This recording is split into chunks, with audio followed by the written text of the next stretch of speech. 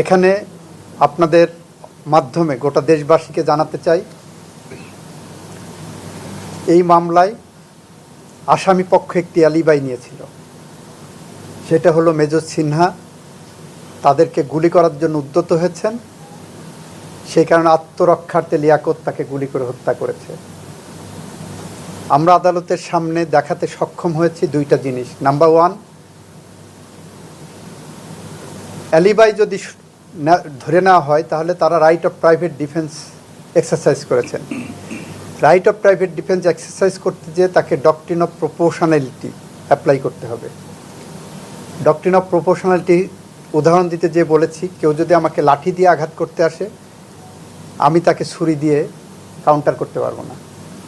কেউ যদি আমাকে ছুরি দিয়ে আঘাত করে, আমি তাকে গুলি করতে পারবো না। সেখানে মেজর সিনহার যে এপিসোড ওখানে আসছে আমরা দেখাতে পারলাম যে সে গাড়ির থেকে নেমেছে দুই হাত উঁচু করে। যখন দুই হাত উঁচু করে না উনি নিচে আসেন, তার মানে উনি আত্মসমর্পণ করেছেন। তখন প্রথমে তাকে দুইটি গুলি করা হয়েছে, একটু এগিয়ে যেয়ে আরও দুটি গুলি করা হয়েছে, সেখানেই থেমে থাকেনি। লিয়াকত তার নিথর দেহে পা দিয়ে আঘাত করেছে। প্রদীপ এসে তার নলির উপরে বুটের আঘাতে মৃত্যু নিশ্চিত করেছে।